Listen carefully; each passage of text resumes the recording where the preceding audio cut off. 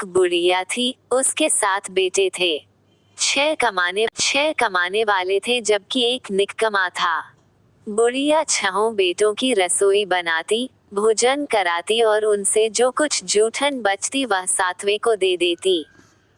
एक दिन वो पत्नी से बोला, देखो मेरी माँ को मुझ पर कितना प्रेम है। वह बोली, क्यों नहीं, सबका झूठा जो तुमको खिलाती है। वह बोला, ऐसा नहीं हो सकता है, मैं जब तक आंखों से न देख लूं मान नहीं सकता। बहू हंसकर बोली, देख लोगे तब तो मानोगे। कुछ दिन बाद त्योहार आया। घर में 7 प्रकार के भोजन और चूरमे के लड्डू बने। वह जांचने को सिर दुखने का बहाना कर पतला वस्त्र सिर पर ओढ़े रसोई घर में सो गया। वो कपड़े में से सब देखता रहा। 6 भाई भोजन करने आए। उसने देखा, माँ ने उनके लिए सुंदर आसन बिछा नाना प्रकार की रसोई परोसी और आग्रह करके उन्हें जमाया। वह देखता रहा। 6 भोजन करके उठे तब माँ ने उनकी झूठी थालियों में से लड्डुओं के टुकड़े उठाकर एक लड्डू बनाया। जूठन साफ कर बुढ़िया माँ ने उसे पुकारा, बेटा 6 भाई भोजन कर गए, अब तू ही बाकी है, उठ तू कब खाएगा। वह कहने लगा, माँ मुझे भोजन नहीं करना, मैं अब परदेश जा रहा हूँ। माँ ने कहा, कल जाता हो तो आज चला जा। वह बोला, हाँ आज ही जा रहा हूँ। ये कहकर वह घर से निकल गया। चलते समय पत्नी की याद आ गई। वह गौशाला में कंडे उपले थाप रही थी। वहां जाकर बोला, हम जावे परदेश आवेंगे कुछ काल, तुम रहियो संतोष से धर्म आपनो पाल। वह बोली, जाओ पिया आनंद से हमारो सोच हटाया, राम भरोसे हम रहे ईश्वर तुम्हें सहाय। 2 निशानी आपन देख धरू में धीर, सुधी मति हमारी बिसारियो रखियो मन गंभीर। वह बोला, मेरे पास तो कुछ नहीं, यह अंगूठी है सो ले और अपनी कुछ निशानी मुझे दे। वह बोली, मेरे पास क्या है, ये गोबर भरा हाथ है। ये कहकर उसकी पीठ पर गोबर के हाथ की थाप मार दी। वह चल दिया। चलते चलते दूर देश पहुंचा। वहां एक साहूकार की दुकान थी। वहां जाकर कहने लगा, भाई मुझे नौकरी पर रख लो। साहूकार को जरूरत थी, बोला, रह जा। लड़के ने पूछा, तनख्वाह क्या दोगे। साहूकार ने कहा, काम देखकर दाम मिलेंगे। साहूकार की नौकरी मिली। वह सुबह 7 बजे से 10 बजे तक नौकरी बजाने लगा। कुछ दिनों में दुकान का सारा लेन देन, हिसाब किताब, ग्राहकों को माल बेचना सारा काम करने लगा। साहूकार के 7-8 नौकर थे, वे सब चक्कर खाने लगे, ये तो बहुत होशियार बन गया। सेठ ने भी काम देखा और 3 महीने में ही उसे आधे मुनाफे का हिस्सेदार बना लिया। वो कुछ वर्ष में ही नामी सेठ बन गया और मालिक सारा कारोबार उस पर छोड़कर चला गया। इधर उसकी पत्नी को सास ससुर दुख देने लगे, सारी गृहस्थी का काम करा के उसे लकड़ी लेने जंगल में भेजते। इस बीच घर के आटे से जो भूसी निकलती उसकी रोटी बनाकर रख दी जाती और फूटे नारियल की नारेली में पानी। एक दिन वो लकड़ी लेने जा रही थी, रास्ते में बहुत सी स्त्रियां संतोषी माता का व्रत करती दिखाई दी। वो वहां खड़ी होकर कथा सुनने लगी और पूछा, बहनों तुम किस देवता का व्रत करती हो और उसके करने से क्या फल मिलता है। यदि तुम इस व्रत का विधान मुझे समझाकर कहोगे तो मैं तुम्हारा बड़ा आसान मानूंगी। तब उनमें से एक स्त्री बोली, सुनो, ये संतोषी माता का व्रत है। इसके करने से निर्धनता, दरिद्रता का नाश होता है और जो कुछ मन में कामना हो, सब संतोषी माता की कृपा से पूरी होती है। तब उसने उससे व्रत की विधि पूछी। वह भक्तिनी स्त्री बोली, 1.25 आने का गुड़ चना लेना, इच्छा हो तो 5.25 आने का लेना या 1.25 रुपए का भी सहूलियत के अनुसार लाना। बिना परेशानी और श्रद्धा व प्रेम से जितना भी बन पड़े सवाया लेना। प्रत्येक शुक्रवार को निराहार रहकर कथा सुनना, इसके बीच क्रम टूटे नहीं, लगातार नियम पालन करना, सुनने वाला कोई न मिले तो घी का दीपक जला उसके आगे या जल के पात्र को सामने रखकर कथा कहना। जब कार्य सिद्ध न हो नियम का पालन करना और कार्य सिद्ध हो जाने पर व्रत का उद्यापन करना। 3 मास में माता फल पूरा करती है। यदि किसी के ग्रह खोटे भी हों, तो भी माता वर्ष भर में कार्य सिद्ध करती है। फल सिद्ध होने पर उद्यापन करना चाहिए, बीच में नहीं। उद्यापन में अढ़ाई सेर आटे का खाजा तथा इसी परिमाण से खीर तथा चने का साग करना। 8 लड़कों को भोजन कराना, जहां तक मिले देवर, जेठ, भाई बंधु के हों, न मिले तो रिश्तेदारों और पास पड़ोसियों को बुलाना। उन्हें भोजन करा यथाशक्ति दक्षिणा दे माता का नियम पूरा करना। उस दिन घर में खटाई न खाना। ये सुन बुढ़िया के लड़के की बहू चल दी। रास्ते में लकड़ी के बोझ को बेच दिया और उन पैसों से गुड़ चना ले माता के व्रत की तैयारी कर आगे चली और सामने मंदिर देखकर पूछने लगी, यह मंदिर किसका है? सब कहने लगे संतोषी माता का मंदिर है। ये सुनकर माता के मंदिर में जाकर चरणों में लौटने लगी। दीनों विनती करने लगी, माँ मैं निपट अज्ञानी हूँ, व्रत के कुछ भी नियम नहीं जानती, मैं दुखी हूँ। हे माता, जगत जननी मेरा दुख दूर कर, मैं तेरी शरण में हूँ। माता को दया आई। एक शुक्रवार बीता कि दूसरे को उसके पति का पत्र आया और तीसरे शुक्रवार को उसका भेजा हुआ पैसा आ पहुंचा। ये देख जेठ जेठानी मुंह सिकुड़ने लगे। लड़के ताने देने लगे, काकी के पास पत्र आने लगे, रुपया आने लगा, अब तो काकी की खातिर बढ़ेगी। बेचारी सरलता से कहती, भैया कागज आवे रुपया आवे, हम सबके लिए अच्छा है। ऐसा कहकर आंखों में आंसू भरकर संतोषी माता के मंदिर में मातेश्वरी के चरणों में गिरकर रोने लगी। माँ मैंने तुमसे पैसा कब मांगा है? मुझे पैसे से क्या काम है? मुझे तो अपने सुहाग से काम है। मैं तो अपने स्वामी के दर्शन मांगती हूँ। तब माता ने प्रसन्न होकर कहा, जा बेटी, तेरा स्वामी आएगा। ये सुनकर खुशी से बावली होकर घर में जा काम करने लगी। अब संतोषी माँ विचार करने लगी, इस भोली पुत्री को मैंने कह तो दिया कि तेरा पति आएगा, लेकिन कैसे? वह तो इसे स्वप्न में भी याद नहीं करता।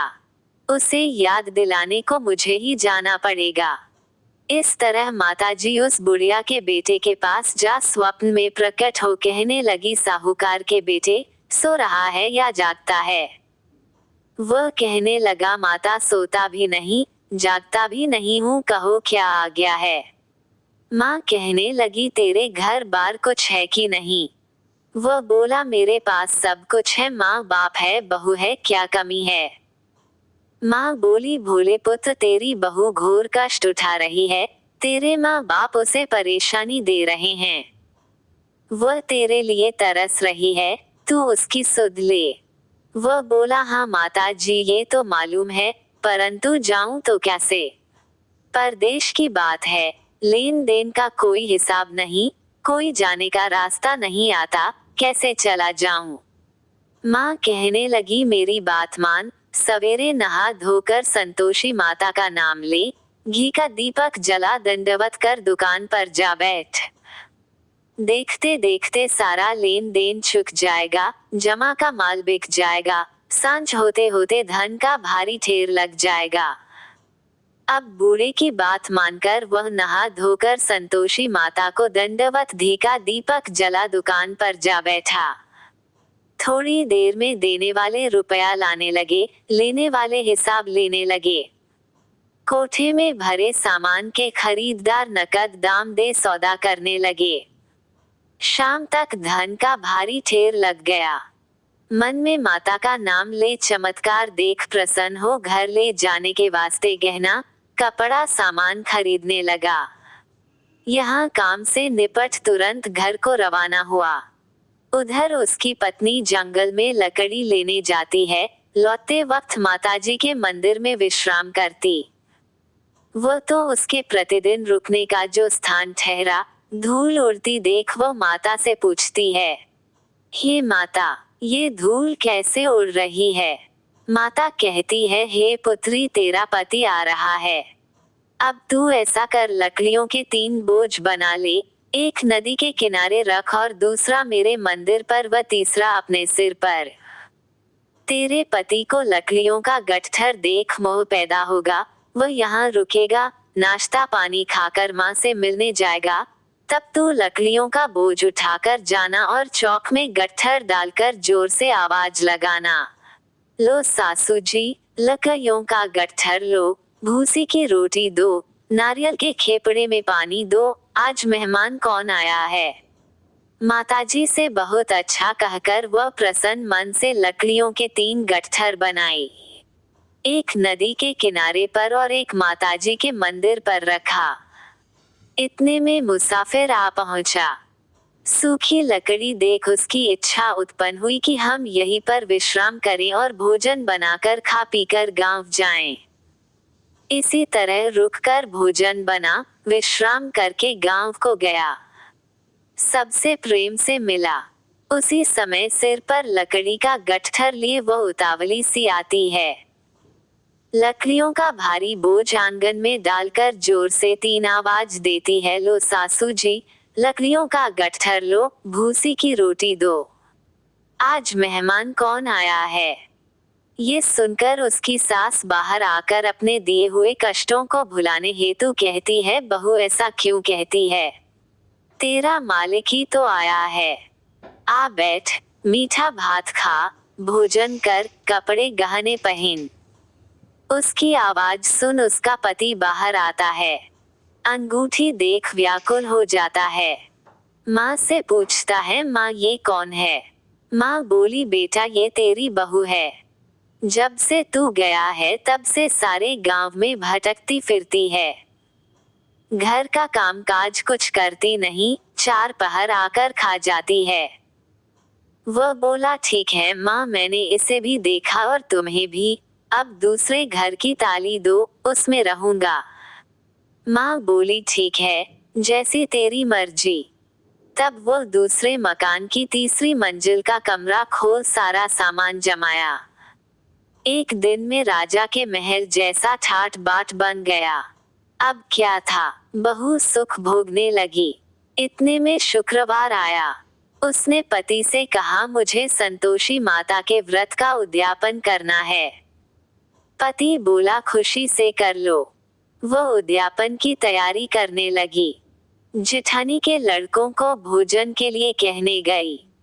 उन्होंने मंजूर किया, परंतु पीछे से जेठानी ने अपने बच्चों को सिखाया, देखो, भोजन के समय खटाई मांगना, जिससे उसका उद्यापन पूरा न हो।